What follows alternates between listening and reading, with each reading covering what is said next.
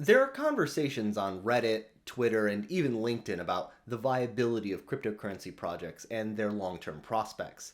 Most of these discussions are centered around the 2017 crypto bubble, where many projects hit their all-time high token price. And the discourse surrounding these topics is so bad. It's just so terrible. Here's a recent example from Reddit. A user asks a very good, very reasonable question.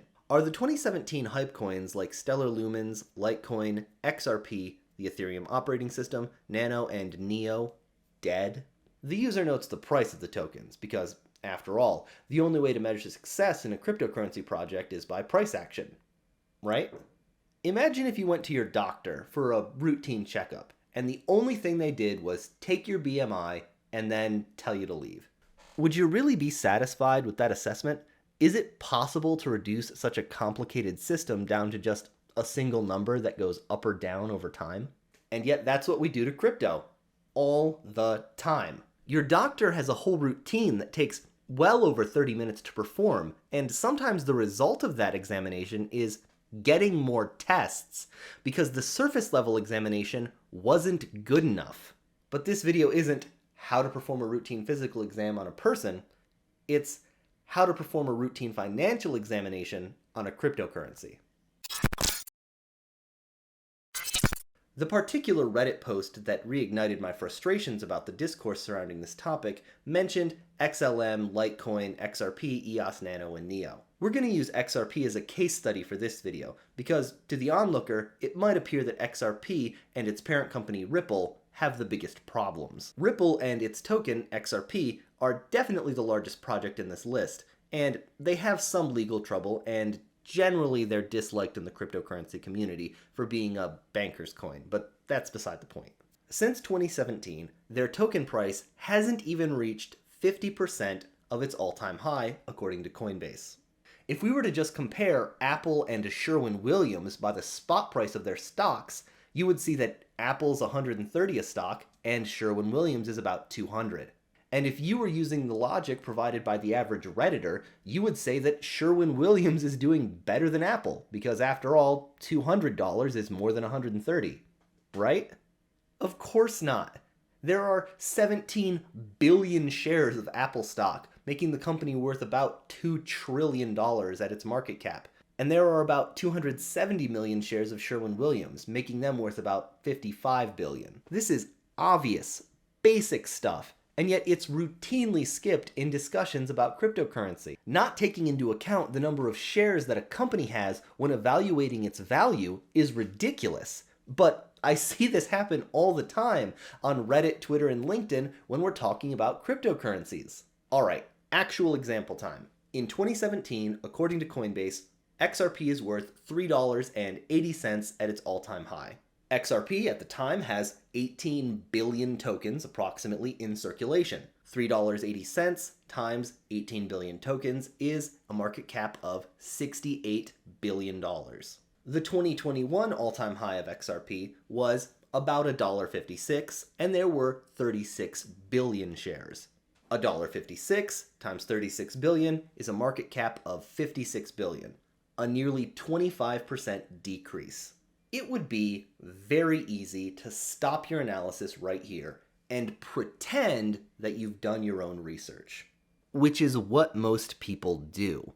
But let's not stop here. Let's actually be thorough in our examination of XRP over the last 5 years. Coinbase might list the all-time high of XRP at $3.80, but CoinMarketCap and Messari list it as $3 and $2.80 respectively. Why the discrepancy? Very simply, Coinbase is reporting what it traded XRP for during the blow-off top, while CoinMarketCap and Messari are reporting an aggregate of all the data during that time frame. Messari and CoinMarketCap have much better data than Coinbase does in this regard. So let's do this calculation again with better numbers. Let's just average the CoinMarketCap and Messari price to $2.85 for our calculations. That would change the 2017 XRP market cap at its all-time high down from 68 billion to 51 billion. But this still isn't really a fair comparison. The 2021 bull run didn't even have a blow-off top. In 2017, XRP only traded at that price for a few hours, a few days at most. Meanwhile, in 2021, XRP was trading at over $1.50 for 8 weeks. In 2017, there wasn't liquidity for XRP at that price. It was a blow-off top, likely created by a short squeeze.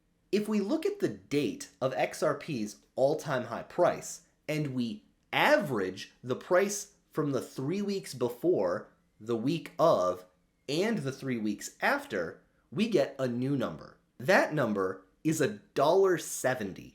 So run that calculation again.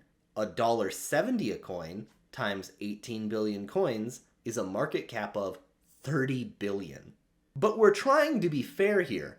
If we look at the 2021 all-time high price and we average the 3 weeks before, the week of, and the 3 weeks after, we change the all-time high price from $1.56 a token to $1.50. Almost no change at all, because there was actual liquidity at that price. It wasn't just a blow-off top. So run the calculation again. $1.50 a coin, 36 billion coins is a market cap of 54 billion. This is the real growth of XRP over that 4-year time frame. The supply of XRP doubled, and the market cap of XRP also doubled. But the real giveaway that XRP is alive and well isn't the supply, it isn't the price, and it isn't the market cap. It's the volume, the daily and weekly trading volume. The record high volume for XRP in 2017 was a little over 13 billion, set during the last week of the year. The volume during the 2021 bull run absolutely decimates this record. There are numerous weeks where the XRP volume easily surpasses the 2017 all-time high, and it does so repeatedly. Furthermore, the all-time high volume in 2021 was 43 billion, more than a 3x increase from the 2017 all-time high. And then, after the bull run ended, there was another day in 2022 where it hit 43 billion again. This is highly indicative, if not outright evidentiary, that XRP is doing better than ever. And really, it's not even close. The last 2 years for XRP have clearly been better than any of the previous years. But if all you do is pay attention to a single number, the current token spot price, then you aren't going to have any real intuition for the strength of the project. David Schwartz of Ripple even says this. These projects are not dependent on the prices of their tokens. It's not like, Ethereum fails if the price of Ether goes down, or XRP is a failure or a success if the price goes up or down. That isn't really about, does it produce a product that meets a use case? But it definitely feels like a success metric to people in the space, and it kind of feels demoralizing when the price goes down, and it feels good when the price goes up. So I wish we did understand it. And for the record, I didn't pick XRP because I'm a big fan of XRP. I picked it because word on the street, according to crypto Twitter and underinformed but very vocal Redditors, is that XRP is dying. And the people who are most vocal about pointing out XRP is dying point to its token price as though it's any kind of good evidence, when the reality is, based on all on-chain evidence, is that XRP is doing better than ever by far. And the XRP ledger is still receiving updates. XRP has smart contracts now. They're called hooks and they aren't very complex, but they work. And all of this is happening despite XRP and Ripple being the subject of the most important legal battle in the entire cryptocurrency space, maybe ever. But if you just look at token price, you're going to spend years being confused and surprised as to why XRP continues to grow and thrive while hundreds of new projects come and go with no lasting impact. But what about Stellar, Litecoin, Nano, Neo, and EOS? The best thing about these measurements of market cap over time and volume is that they can be looked up very quickly, and they are a very robust metric of protocol health. So we can very quickly look up personally and verify that Stellar, Ripple, and Litecoin are all doing quite well, despite the fact that their token price action is kind of mediocre over the past 2 or 3 years. But we can also see that EOS, Nano, and NEO are really not doing that great by these same metrics. Compare the volume of EOS and XRP, and you will pretty clearly see that XRP is utterly crushing EOS in terms of user volume and activity. XRP is still making partnerships with banks, shilling their products of XVia, XCurrent, and XRapid. They're still releasing updates to the ledger in the form of smart contract hooks. And in 2022, the average volume for XRP is above the average volume for 2017. But when I Google EOS, the first thing that I get is an article from 2020 about a new project called eMutual, which is apparently coming soon. And when I Google eMutual, I can't even find it. I have to keep searching until eventually I find a website called eosfi.io, where apparently eMutual is coming soon.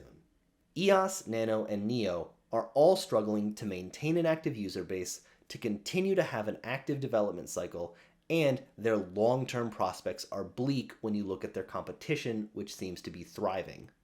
Specifically, Hedera crushes Nano, Ethereum crushes EOS, and NEO doesn't really deserve to be a part of the conversation right now. Grouping these 6 projects together as though they are all working on the same level and all having the same level of success is a massive mistake.